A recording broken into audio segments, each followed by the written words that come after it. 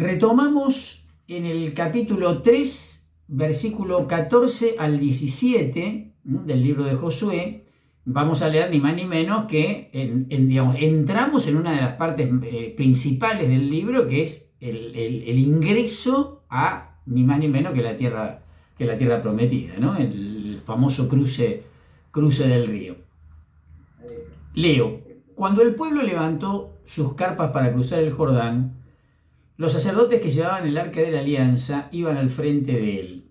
Apenas llegaron al Jordán y sus pies tocaron el borde de las aguas, el Jordán se desborda por sus dos orillas durante todo el tiempo de la cosecha, las aguas detuvieron su curso. Las que venían de arriba se amontonaron a una gran distancia, cerca de Adam, la ciudad que está junto a Sartán, y las que bajaban hacia el mar del Arabá, el mar de la sal, quedaron completamente cortadas. Así el pueblo cruzó a la altura de Jericó.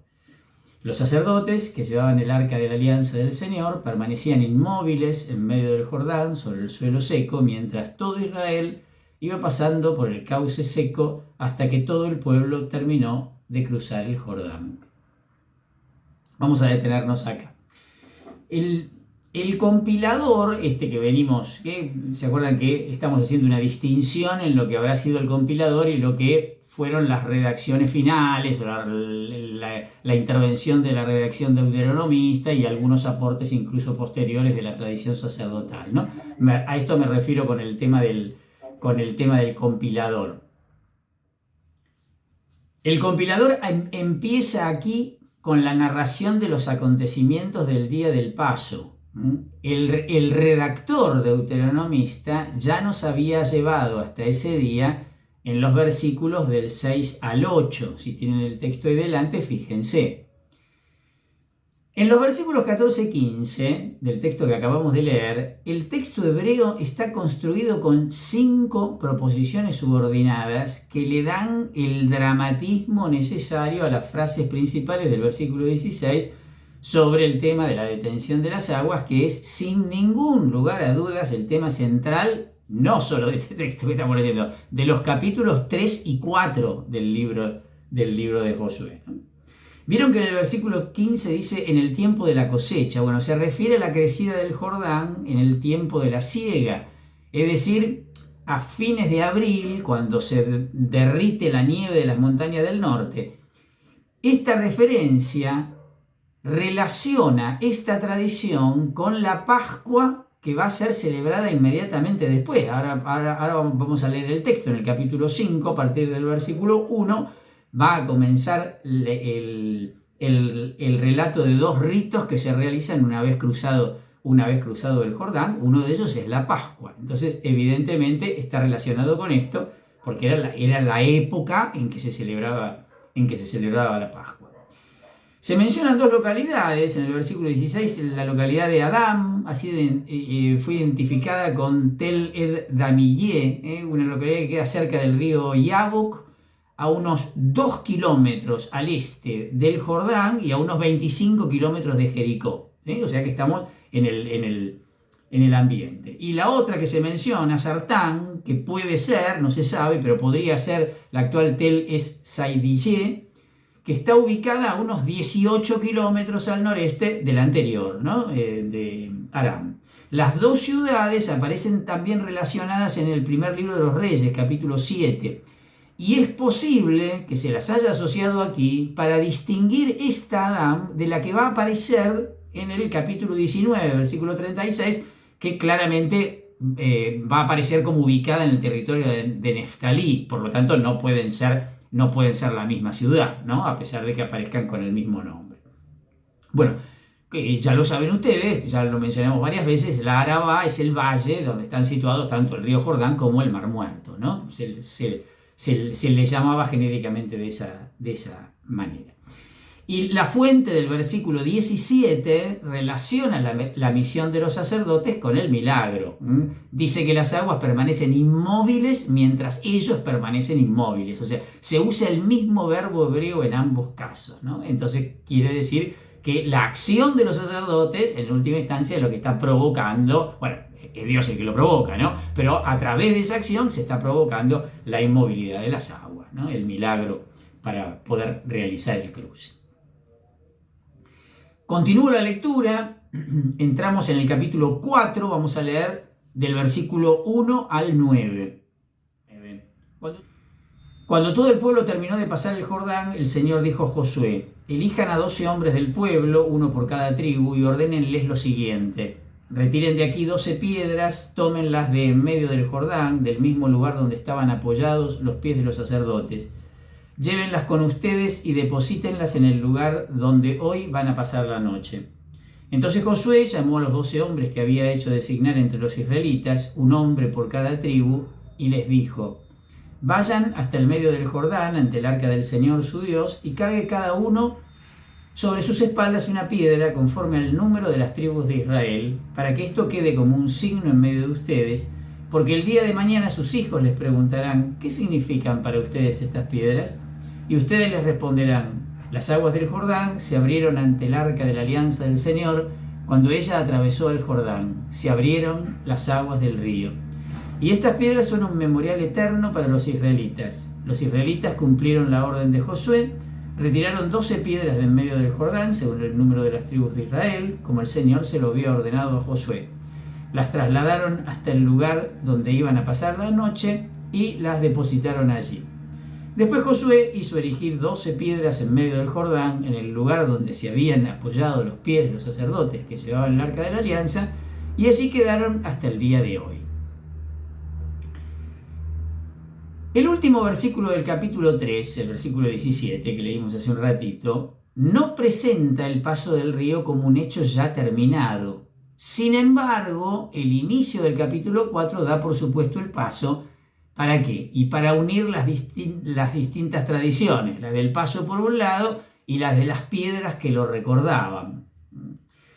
La parte de la tradición que menciona explícitamente a Gilgal, que la menciona con su nombre, se reserva para el final del relato, en los versículos de 19 y 20, donde se afirma por primera vez que Gilgal era el lugar en que acampó Josué durante su primera noche en la tierra prometida. Recién ahí al final va a aparecer explícitamente el nombre de Gilgal. Esta sección, por lo tanto, parece contener dos tradiciones.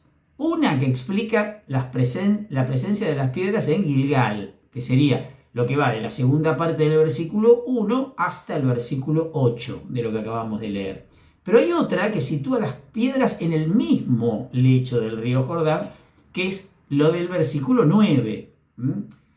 Algunos autores opinan que esta última etiología, porque en última instancia es una etiología, podría señalar originalmente el lugar de un vado, que serían piedras que estaban ubicadas de tal manera que cuando el río estaba abajo se podía cruzar el río aún sin mojarse pisando esas piedras.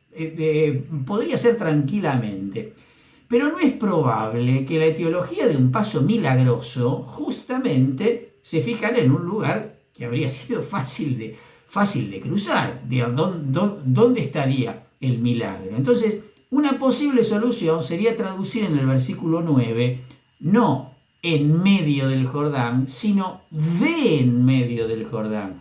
De este modo, entendido así el texto, entonces el versículo 9 sería la conclusión de la etiología de los versículos 1 al 8. Pero esto no es más que una hipótesis. El texto dice esto que acabamos de leer.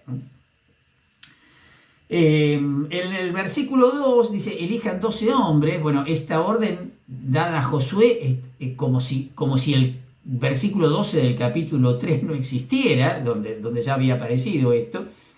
Pero acá está en imperativo plural, lo mismo que los verbos del versículo 3. O sea, las palabras van dirigidas más a un grupo que a un individuo.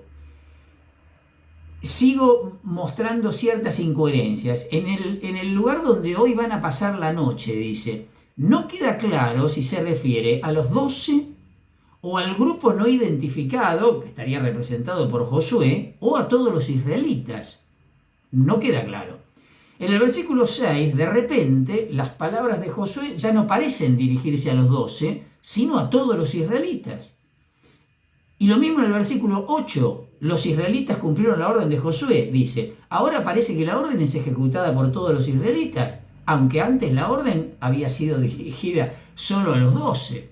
¡Uy, qué lío! Bueno, En resumen, la redacción final presenta una confusión entre Josué por un lado, un grupo de jefes anónimos por el otro y los israelitas en general por el otro. Bueno, esta confusión se entiende perfectamente teniendo en cuenta que aquí se conservan huellas de una historia muy primitiva y que fue retocada seguramente muchas veces, ¿no? El énfasis en el número 12 y en el papel de Josué como jefe de todos los israelitas sería un eco del periodo posterior en que Gilgal llegó a ser un santuario clave en este famoso tema de la confederación de las 12 tribus, ¿no? En el tema de la anfictionía. Seguimos la lectura en el capítulo 4, entonces vamos a leer del versículo 10 al 14. Los sacerdotes que llevaban el arca permanecieron de pie en medio del Jordán hasta que se cumplió todo lo que Josué comunicó al pueblo por orden del Señor, conforme a las instrucciones que Moisés había dado a Josué. El pueblo se apresuró a pasar y cuando terminó de hacerlo, también pasó el arca del Señor con los sacerdotes al frente del pueblo. Delante de los israelitas cruzaron los rubenitas, los gaditas y la mitad de la tribu de Manasés, equipados con sus armas como lo había dispuesto Moisés. Eran cerca de 40.000 guerreros adiestrados que avanzaban delante del Señor, preparados para combatir en la llanura de Jericó. Aquel día el Señor engrandeció a Josué a los ojos de todo Israel y desde entonces lo respetaron como habían respetado a Moisés durante toda su vida. En el versículo 10, el relator reanuda el relato que había quedado interrumpido al final del capítulo 3, en el versículo 17 del capítulo 3, refiriéndose a los últimos momentos del paso del Jordán. En el versículo 12, fíjense que el redactor deuteronomista se preocupa por resaltar de nuevo la participación de estas famosas 3 tribus, ¿sí?, que eran las tribus de Transjordania, las que estaban al este del Jordán, y dice equipados con sus armas. Bueno, lo mismo había dicho de estas 3 tribus en el capítulo 1, versículo 14. En el versículo 13 dice cerca de 40.000. Bueno, como ya señalamos muchas veces en el libro de los números, en vez de 1.000, esta palabra que está traducida acá por 1.000, elef, designa probablemente una subsección de una tribu, ¿no? Y vamos a volver a repetirlo en varias oportunidades esto, ¿no? Porque siempre se la traduce por 1.000, pero evidentemente no responde a la realidad. Sigo la lectura en los versículos 15 al 18. Luego el Señor dijo a Josué: ordena a los sacerdotes que llevan el arca del testimonio que salgan del Jordán. Entonces Josué ordenó a los sacerdotes que llevaban el arca salgan del Jordán. Y cuando estos salieron, apenas sus pies tocaron el suelo firme, las aguas del Jordán volvieron a su cauce y prosiguieron su curso como antes por encima de sus bordes. Bueno, esto engrandece aún más el milagro, ¿eh? Habiendo pasado el pueblo, ahora todo vuelve a la normalidad. La salida de los sacerdotes que llevaban el arca de los mandamientos, el arca del testimonio aparece acá, inserción sacerdotal claramente, es mencionada de nuevo, ya había sido mencionado el versículo 11, ¿para qué? Y para destacar la relación entre la acción de los sacerdotes y el milagro de las aguas, esto que decíamos hace un rato. Leo ahora, todavía del versículo 4, desde el versículo 19, y vamos a leer hasta el primer versículo del capítulo 5. El pueblo salió del Jordán el día 10 del primer mes y estableció su campamento en Gilgal, en el extremo oriental de Jericó. Josué hizo erigir en Gilgal las 12 piedras que habían sacado del Jordán y dijo a los israelitas: cuando los hijos de ustedes el día de mañana pregunten a sus padres qué significan estas piedras, ustedes les darán la siguiente explicación: Israel pasó por el cauce seco del Jordán, porque el Señor su Dios secó las aguas del Jordán delante de ustedes hasta que pasaron, como había secado las aguas del Mar Rojo delante de nosotros hasta que terminamos de pasar. Lo hizo así para que todos los pueblos de la tierra reconozcan qué poderosa es la mano del Señor y ustedes teman siempre al Señor su Dios. Cuando todos los reyes de los amorreos que ocupaban la región situada al oeste del Jordán y todos los reyes de los cananeos que estaban junto al mar oyeron que el Señor había secado las aguas del Jordán delante de los israelitas, hasta que ellos pasaron, su corazón desfalleció y nadie tuvo ánimo para oponerles resistencia. A ver, versículo 19. El día 10 del primer mes, bueno, según el calendario babilónico, que se adoptó después del destierro, el redactor sacerdotal se refiere aquí al mes de Nisán. Seguimos con el tema de la referencia a la Pascua que se viene, ¿sí? A la celebración de la Pascua que se viene. La localización exacta de Gilgal es dudosa, lo mismo que el significado original de su nombre. Se suele admitir, se la suele traducir por círculo, que sería entonces el círculo de piedras que se formó. En el versículo 20, las piedras del santuario de Gilgal quizá fueron originariamente unos hitos o mojones que indicaban los límites justamente del lugar sagrado, o tal vez tenían origen cananeo y en ese caso eran estelas conmemorativas para honrar a los muertos. De hecho se han encontrado en excavaciones piedras de este tipo en varios lugares, o para recordar algún sacrificio. Bueno, pueden tener múltiples significados. Los versículos 21 a 24 son como una breve catequesis parecida a la que está en los versículos 6 y 7, ¿no? Encontramos incluso el mismo vocabulario de la fuente narrativa de los capítulos 2 y 3, ¿sí? Aparece el mismo vocabulario. El texto claramente se esfuerza por hacer un paralelismo entre el paso del Mar Rojo y el del Jordán. Lo dice explícitamente, pero no solo menciona los dos acontecimientos, sino la acción de Dios es la misma. Secó las aguas, se emplea el mismo vocabulario que en el Éxodo, que pasaron a pie enjuto, la mano fuerte, los enemigos se llenan del mismo terror, según lo que indica el versículo 1 del capítulo 5. Evidentemente hay una intención de comparar ambos cruces, ¿no? Y en el versículo 1 del capítulo 5, finalmente, la división de los pueblos paganos aparece totalmente simplificada acá, ¿no? Por lo menos en comparación con otras veces que había aparecido, como hablando de la tierra donde iban a ingresar. Por ejemplo, en el libro de los Números, capítulo 13, versículo 29. Acá se llama amorreos a todos los que viven en la región montañosa central y cananeos a los que ocupan la llanura costera. Literalmente dice desde el otro lado del Jordán. Es decir, toda la franja que va desde la costa oeste del Jordán hasta el mar Mediterráneo, ¿no? Digamos, queda simplificado acá como en estos dos grandes grupos y ya. Vamos a leer ahora un texto que va del capítulo 5, versículo 2 al 12. Lo vamos a leer de a poco. Aparecen aquí dos tradiciones, una sobre la circuncisión y otra sobre la celebración de la Pascua. Vamos a empezar leyendo la primera de estas dos tradiciones sobre la circuncisión. Leemos del versículo 2 al versículo 9. En aquel tiempo el Señor dijo a Josué: fabrícate unos cuchillos de piedra y vuelve a circuncidar a los israelitas.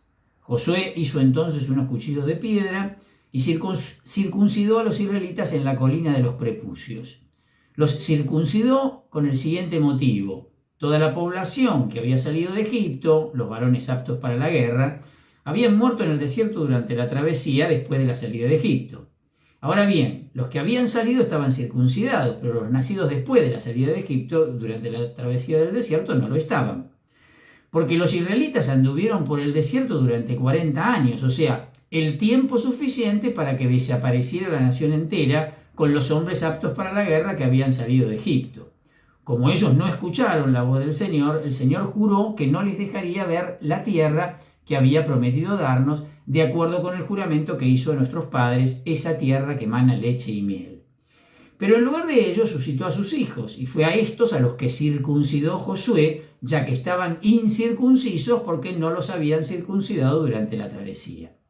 Cuando todo el pueblo fue circuncidado, se quedaron descansando en el campamento hasta que se curaron. Entonces el Señor dijo a Josué: hoy he quitado de encima de ustedes el oprobio de Egipto. Y aquel lugar se llamó Gilgal hasta el día de hoy.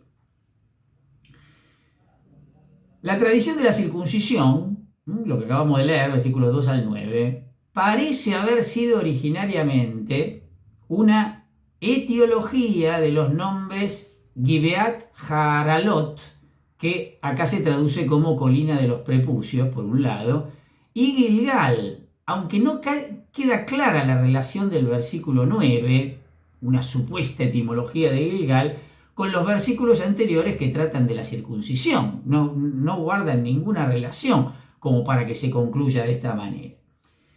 Algunos piensan que este versículo 9 es un fragmento de una tradición independiente que fue incorporada luego. El relato de la circuncisión sin duda prepara para el siguiente relato de la celebración de la Pascua, que va de los versículos 10 al 12, ya que solo los circuncidados podían celebrarla, tal cual lo que dice el libro del Éxodo, capítulo 12, versículo 43 al 49. De común acuerdo, entonces, las tradiciones caracterizan la entrada en Canaán y las primeras conquistas como acontecimientos religiosos, ¿no? Claramente se está dando una lectura religiosa de los acontecimientos.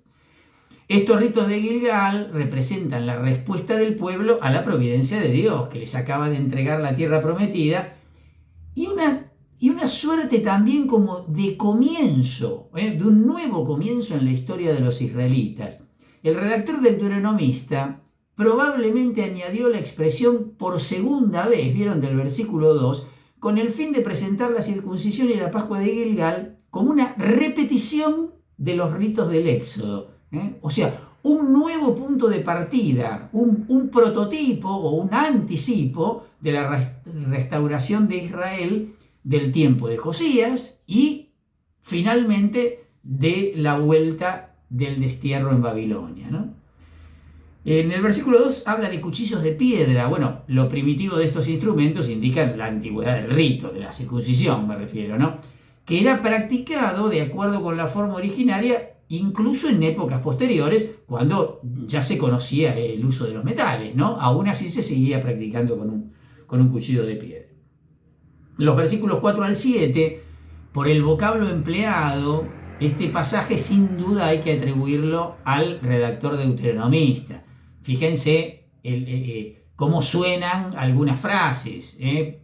Después de la salida de Egipto, que no obedecieron la voz del Señor, habla de todo el pueblo, lo que había prometido a nuestros padres que le daría, la tierra que emana leche y miel. Bueno, si hacen memoria, son todas expresiones típicas del libro del Deuteronomio, ¿no? Y en el versículo 9, finalmente dice, he quitado de encima de ustedes el oprobio de Egipto. Bueno, literalmente dice arrollado, ¿no? Pero bueno, algunos han entendido que este oprobio era el estado de incircuncisión, llamado, porque también se lo llama oprobio en el texto de Génesis 34. ¿Se acuerdan el famoso relato del rapto y de la violación de Dina, la hija de Jacob, que después es vengada por sus hermanos? Pero sí, digo, está bien, en los dos textos aparece la misma referencia, pero no hay ninguna razón para que diga oprobio de Egipto. Entonces otros prefieren entender el oprobio en el sentido de esclavitud, la cual habría terminado definitivamente con la entrada en la tierra prometida. Pero tampoco hay una clara conexión entre la circuncisión y el final de la esclavitud o la posesión de la tierra. Es raro este versículo 9. Vamos entonces ahora a leer los versículos que nos quedan hasta el versículo 12, del 10 al 12, sobre el tema de la celebración de la Pascua. Los israelitas acamparon en Gilgal y el 14 del mes, por la tarde, celebraron la Pascua en la llanura de Jericó. Al día siguiente de la Pascua, comieron de los productos del país, pan sin levadura y granos tostados, ese mismo día. El maná dejó de caer al día siguiente cuando comieron los productos del país. Ya no hubo más maná para los israelitas y aquel año comieron los frutos de la tierra de Canaán. La tradición de la Pascua, al relacionar las prácticas locales de Gilgal con la historia sagrada, intenta explicar por qué en la fiesta de Pascua se comió pan sin levadura y granos tostados, estas prácticas terminaron conmemorando la eliminación del maná. El maná llegó hasta acá. Ahora empiezan a comer los frutos de la tierra. El relato original incorpora esta tradición no solo porque le da un carácter religioso a la ocupación de Canaán, esto que decíamos antes, sino porque también indica que la tierra prometida pertenece realmente a los israelitas. Aunque acaban de entrar en Canaán, ya han comenzado a disfrutar del producto de sus campos, ¿no? En el versículo 12 esto está muy claramente expresado. El versículo 10 dice el día 14 del mes. Posiblemente se trata de una adición hecha por el mismo redactor sacerdotal, el mismo que añadió la fecha en el capítulo 4, versículo 19. Bueno, la fecha puede ser original porque la Pascua era una fiesta del plenilunio y por lo tanto caía siempre en la misma altura del mes, o sea que no hay ningún problema en este sentido. El versículo 11 dice al día siguiente de la Pascua. Seguramente se trata de una adición hecha una vez que la Pascua se unió a la fiesta de los ácimos. Esto ocurrió en realidad algún tiempo después de la reforma de Josías, ¿no? Pero bueno, a posteriori entonces se habrá hecho esta modificación en el texto. Y después dice ese mismo día. El texto hebreo pone esta frase formando parte de la anterior y en realidad parece oponerse a la expresión al día siguiente de la Pascua, a que hacíamos referencia recién. Y esto es raro, teniendo en cuenta que las dos expresiones son probablemente adiciones sacerdotales, o sea que se hicieron en el mismo momento. Sin embargo, hay quienes dicen que no tiene por qué ser consideradas contradictorias, porque la expresión el mismo día indica muchas veces la importancia del día en un sentido litúrgico, más que como una indicación cronológica. ¿Se acuerdan que habíamos hablado en varias oportunidades que era uno de los temas importantes esto del libro del Deuteronomio? El tema del día del Señor, el día de la salvación, el día de la manifestación, el hoy como lugar de encuentro y de salvación obrada por Yahvé en medio del pueblo, ¿no? Esta sería la idea.